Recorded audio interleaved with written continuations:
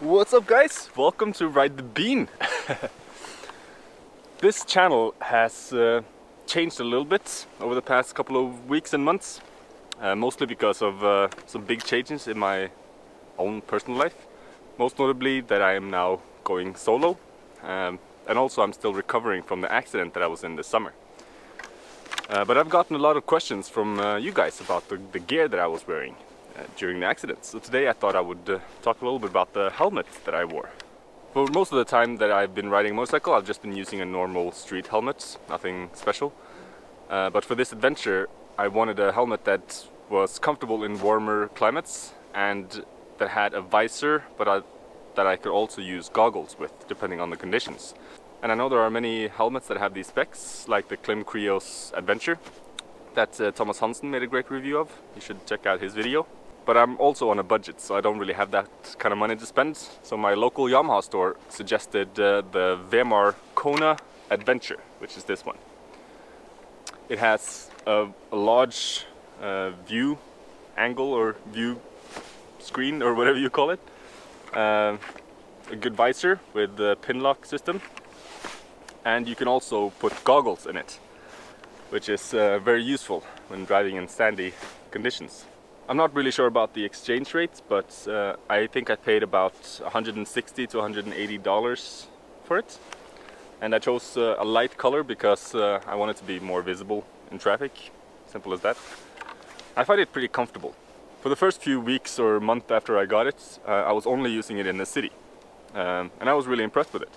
It was very comfortable to wear, great view, and yeah, I didn't really have any complaints about it.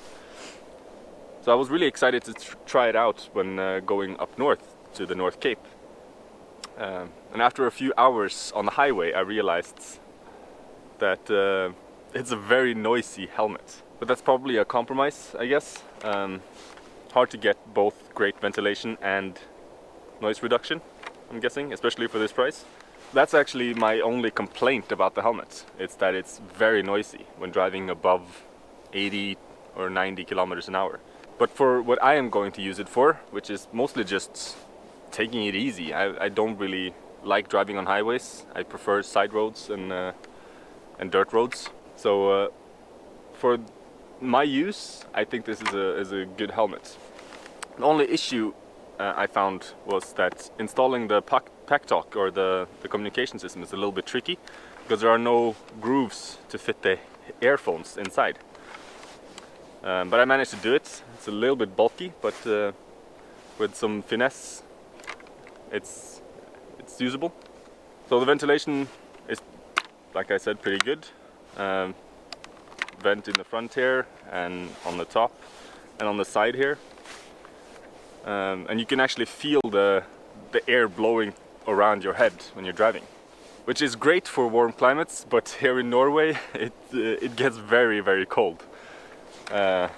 Especially when you're driving in 5 or 10 degrees, which is most of the year here, I guess. And it also has a sun visor that pops down by sliding this slider, but it's stuck now because it's been through a crash. But that's also a nifty little thing. So overall, I think I really like this helmet. But what a helmet is for, of course, is to protect you. And I guess I have a little bit of a unique perspective on on that. So what happened when I crashed was that I was driving along a dirt road and it looked fine. It looked like the road was just continuing straight. There was a little bit of a loose gravel part right before what turned out to be a river. So I accelerated to just stabilize the bike, and instead of just getting out of the difficult part, I ended up flying into the river. And so when I came towards the river, the bike just flew out on the right and I continued straight, and I hit my stomach in a big rock that was there, and then I bashed my head in a different rock. And I think the impact is like right here. I can't really, yeah, it's right here was the impact. It broke off and I got a black and blue eye. A few scratches on the helmet, but it's still intact. As you can see here, if you look at the styrofoam, it's all crushed. And I wonder what my head would have looked like if I had wore a poor helmet or no helmet at all. So although this is not the best helmet on the market, I really like it. And if you're looking for a budget adventure helmet, I would absolutely recommend this one. I like it actually so much that I reordered it for when I get back on the bike.